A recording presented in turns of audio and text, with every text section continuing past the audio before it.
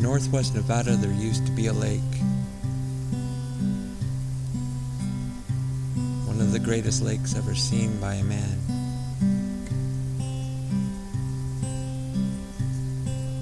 My people float boats of peculiar make. My people pushed northward on Lahontan. Fair skin, red hair, misunderstood tower, swarmed by little people across the land. The reeds, the rocks, and all the wildflower. My people resilient, crafty, not cruel. The little people let fear be power.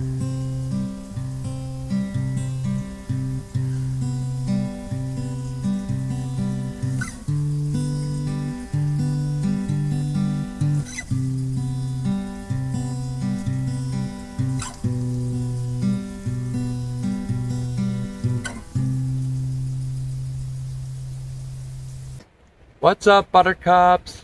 I'm Justin and welcome to my channel.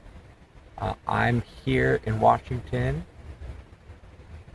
with Amanda. Last time we left off, Amanda and I were making our way through Utah, trying desperately to get over the flu. Well, we made it to Nevada and we started to feel a lot better. For us, Nevada started with a cave. Well, it started with a line to get tickets for a cave tour. You see, in Great Basin National Park, there is a cave called Lehman. Due to staffing issues, they were selling a very limited amount of tickets for the cave tour. On the website, it said that you should come in as soon as the office opened at 9 a.m. to get tickets for the tour. So we decided that if we showed up just after 8 a.m. and got in line, we would surely get tickets. But as we approached the parking lot, we noticed that quite a large line had already formed. Now, if everybody that had been in line before us had gotten one ticket, we would have gotten a ticket for the tour. But unfortunately, they were sold out by the time we got to the front of the line. So, not liking the idea of being turned away, Amanda and I came up with a plan for the next day that would surely get us tickets. So, the next morning, we got up early and got to the office at 7 a.m. We weren't the first ones in the parking lot, but as soon as we pulled in, Amanda hopped out of the van and procured our spot as first in line.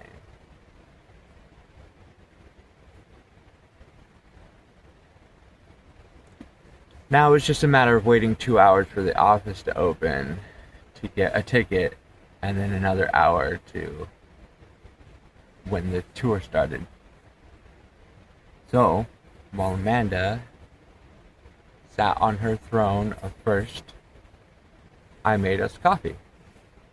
And when I brought Amanda the coffee, the couple that was second in line mentioned how they wished they had had coffee. After we enjoyed our coffee, I took Amanda's place as first in line, and she went and made us breakfast tacos. The dudes that were third in line, who were waiting in line while their wives were sitting in the warm car, commented about the breakfast tacos. I said that Amanda makes the most amazing breakfast tacos, which is still 100% true.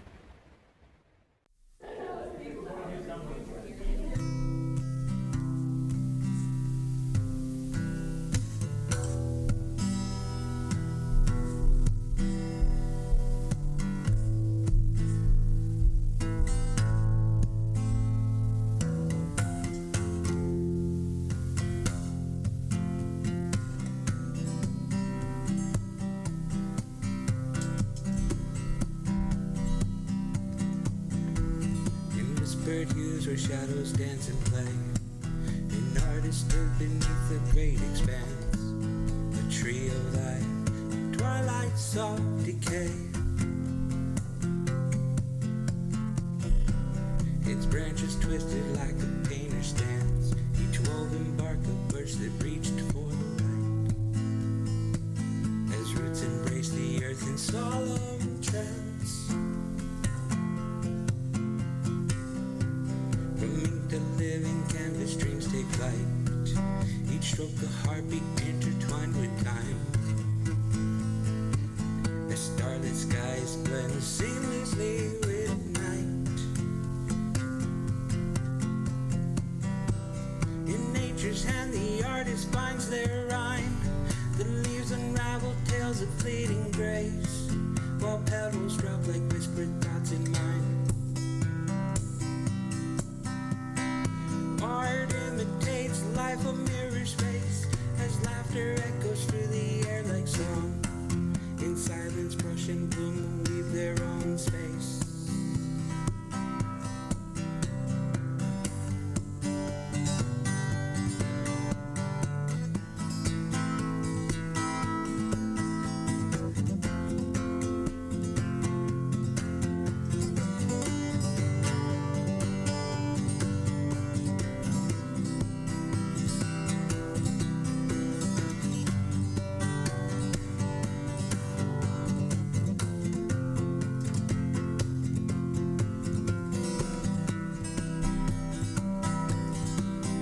Every twist and turn, the roots grow strong. The tree, a testament to dreams once sown.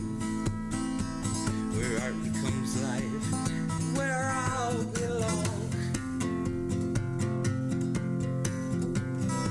In this dance of colors, truth is known. That life reflects the beauty art can wield. In woven bark, the artist's heart is shown.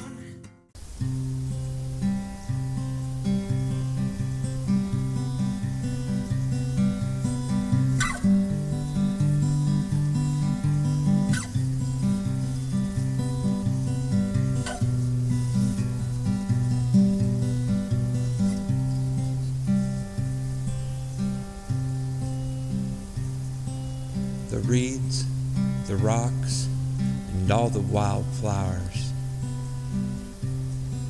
My people resilient, crafty, not cruel. The little people let fear be power. My people so smart they craft boats out of tule.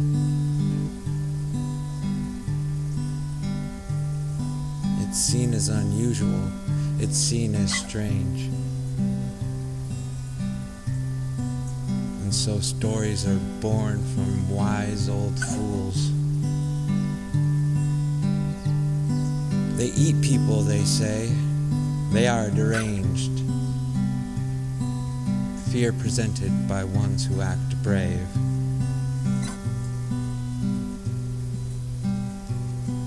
The small ones say, no giants in our range.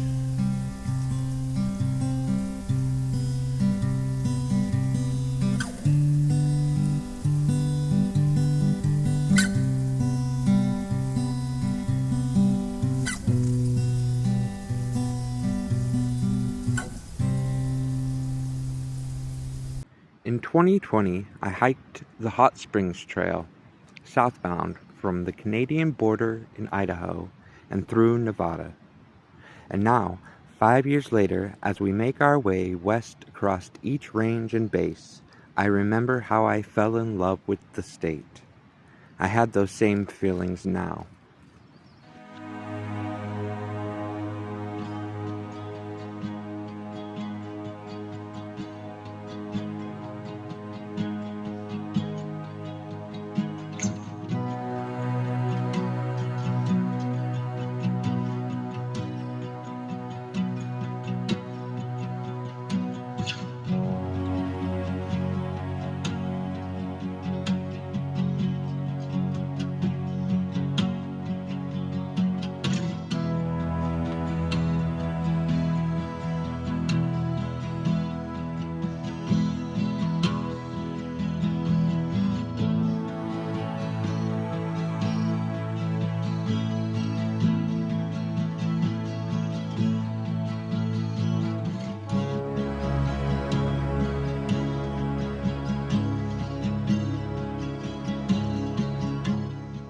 One day, in the middle of nowhere, Nevada, we stopped for what was to be a short, quick hike at some petroglyphs. There happened to be a surprise free campground, so we decided to go for a walk and then just camp there. Then it snowed. It was quite nice. Beautiful. That night, for me, was when I really started to once again feel like myself.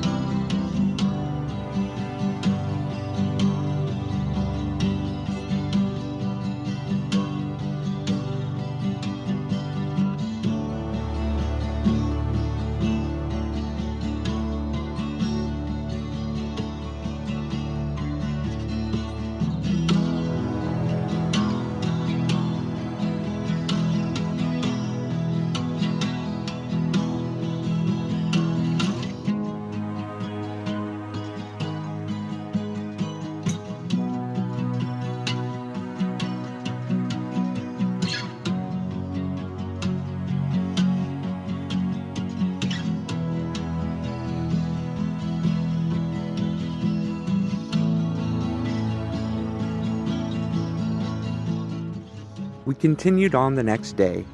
As we drove, the land began to change. I felt like somehow the world felt different, more alive, as Amanda would say. That's when I learned about Lake Lahontan. I saw a map of this giant lake that had once covered most of northwest Nevada. I imagined what life must have been like before it all dried up. I imagined how alive it must have been with flora and fauna and fowl and peoples. Soon, I'd learn much more than I bargained for. Soon, the mysteries of Nevada would be revealed.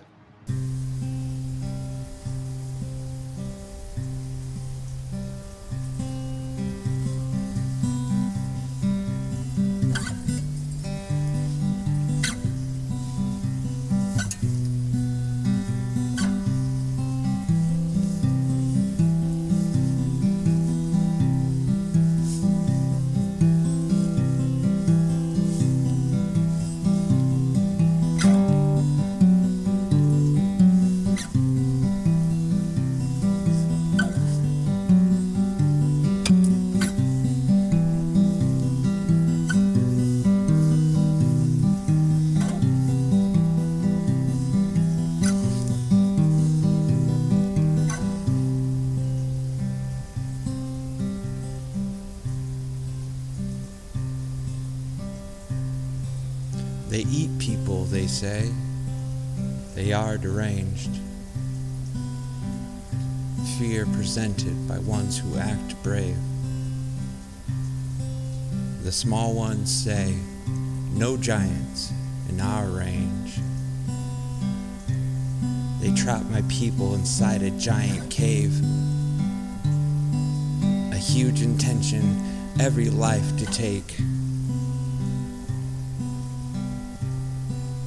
Like the fire at the mouth, no one's saved. In northwest Nevada, there used to be a lake.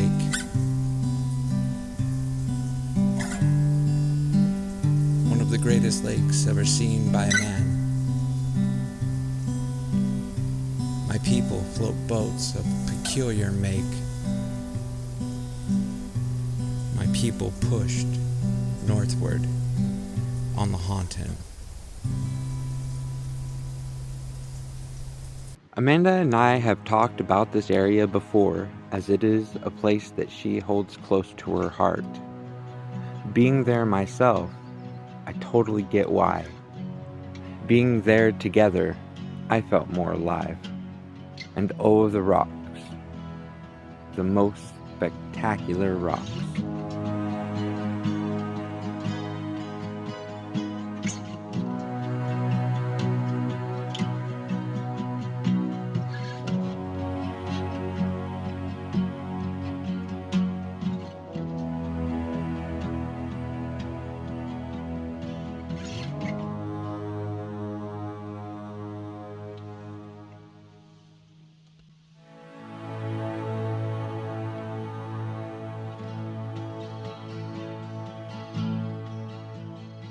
Together, we learn the recorded history of the land, but unfortunately, we only have the perspective of the Paiute people.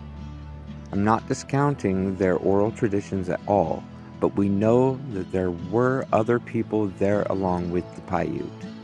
People with red hair and fair-skinned who allegedly were cannibals. People who were taller than the others. Maybe only 6 feet tall, but possibly up to 10 feet tall. Unfortunately, archaeology that doesn't fit in line with the historical narrative already set is lost or hidden or destroyed. So I let my imagination loose. I wondered what their account of history would be if the Paiute hadn't trapped them in a cave and murdered every last one of them. Were they actually cannibals? Or was that a manifestation of fear created by the Paiute people as they were threatened by those who were very different from themselves? Were these potentially giant red-haired people even from this world? You have to ask yourself, could they be visitors from another planet? Ancient astronaut theorists say yes.